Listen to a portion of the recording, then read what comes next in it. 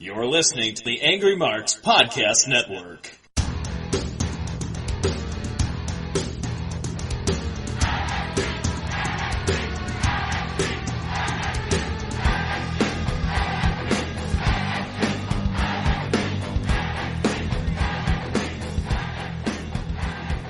Hey everybody, thanks again for joining us. This is Rohan.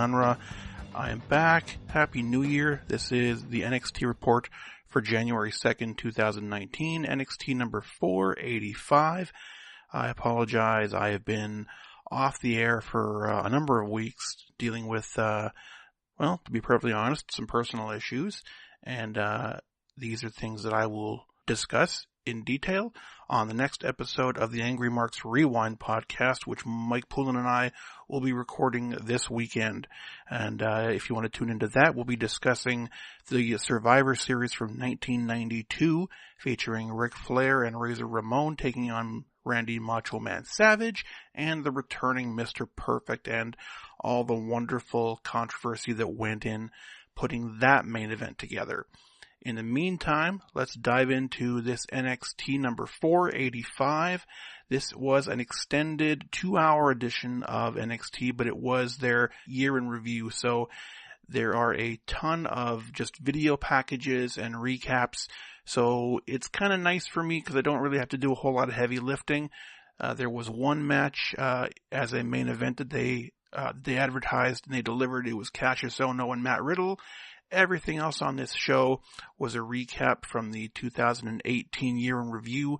The opening credits give a sad reminder that actually today it was announced that we did lose Mean Gene Okerlund, who I guess was not in the best of health, but it did come as a pretty big surprise and a shock to everyone in the wrestling world. And I don't know if you can really say a bad thing about Mean Gene as far as being just an overall nice guy and just a true professional.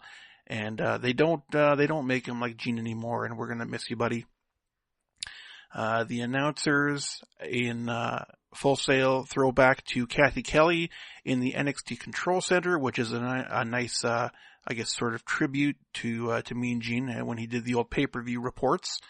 And she's going through the different 2018 NXT Year End Awards, which you can go on to WWE.com and vote.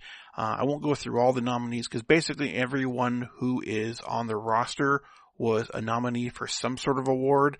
They had NXT Breakout Star of the Year, they had Tag Team of the Year, Rivalry of the Year, Future Star of the Year, Male and Female Superstar of the Year. So again, if you want to go ahead and vote, you can go to WWE.com and do so. Like I said, everybody on this roster got some sort of shout out when it came to an award nomination. They started off doing a recap of the ladder match at TakeOver New Orleans for the North American Championship. That was a WrestleMania weekend. The match started in progress. We got about the last 15 minutes of it. This was pretty much the match, in my opinion, that catapulted Velveteen Dream to being a bona fide superstar. Dream hitting a lot of big moves in this match. The big elbow on Lars Sullivan from the top of the ladder. There's the Dream Valley Driver on Ricochet onto a ladder bridge. And, of course, Adam Cole went on to win that match. They then do a video recap of Ricochet winning the title from Adam Cole at SummerSlam weekend. There is a video recap of the birth of the Ciampa Gargano feud, starting with Ciampa tearing his ACL in a ladder match with the Authors of Pain, the heel turn attack on Johnny putting his career on the line against Andrade Cien Almas.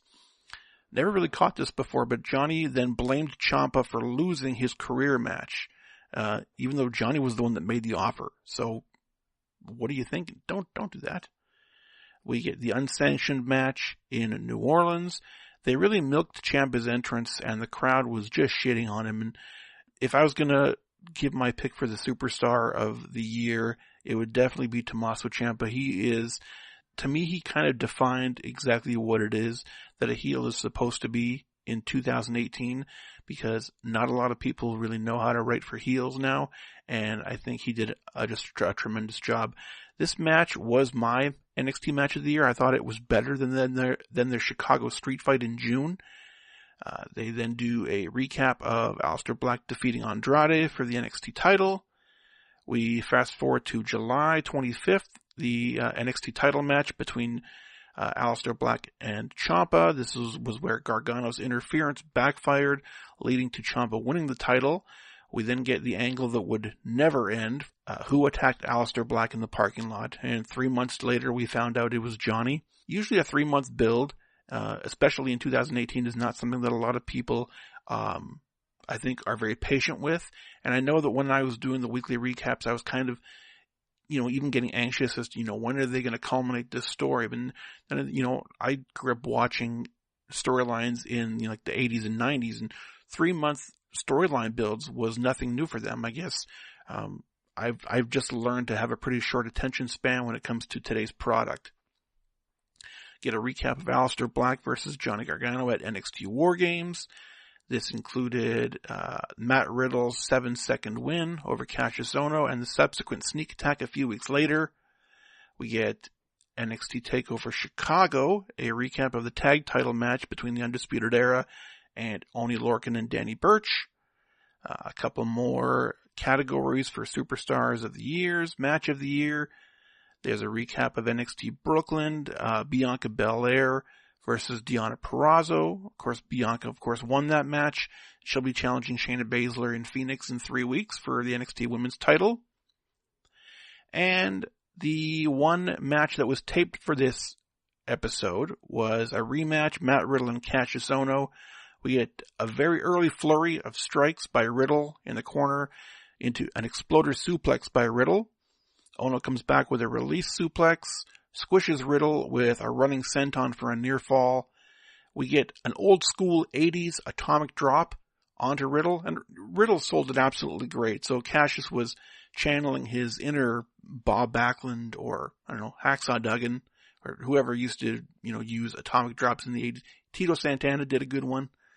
We need to bring back the old atomic drop. I think it's of course, no one ever sold an atomic drop better than Rick Rude. I defy any of you to tell me who could do that better. Maybe Honky Tonk Man. Riddle herks Ohno up for a German suplex for a 2. Really looked like Ohno was trying to sandbag him on this, but Riddle pulled it off. Ohno hits a spinning push kick and gets a very slow 2 count. The referee in this match was not very consistent at all. Ohno hits 2 more running sentons, and as he goes for a third, he lands in senton position and Riddle catches him, lays in a couple of back elbows to the side of the head. Ohno tries to fight it off. Riddle eventually transitions into the bro mission, a couple of slaps to the chest for good measure, and Ohno taps out. I think this match went about maybe 6 minutes or so.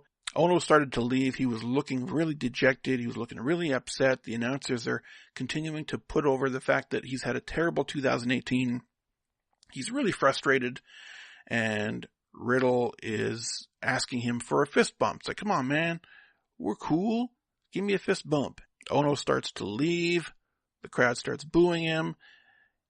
They start playing Riddle's music again, and Ohno says, well, okay, I'll go back. So he turns around, walks into the ring, sticks out the fist. That sounded lewd. And he's asking for a fist bump, and stupid Matt Riddle, you're such a dumb babyface. You fell for it. You went to fist bump him, and Ohno grabbed your arm, flung you into the ring post, destroyed your shoulder, took you outside, beat you to holy hell on the outside, chucking you into the ring post and into the steel stairs. Only at that point did Ohno mockingly give a fist bump to an unconscious Riddle, and a fan at ringside so astutely pointed it out, that doesn't count. So that is the recap of the January 2nd show. I haven't taken a look at any sort of spoilers or any sort of taping results coming up. So I'm not sure what was on the horizon. They didn't really advertise a whole lot for the next coming, or for next week. So I guess we'll see what that is. That's going to do it for me. Again, I'm back. We are going to be back with the Angry Marks Rewind podcast this weekend. So check us out. Thanks very much for listening, and we'll talk to you again in 7 days. You're listening to the Angry Marks Podcast Network.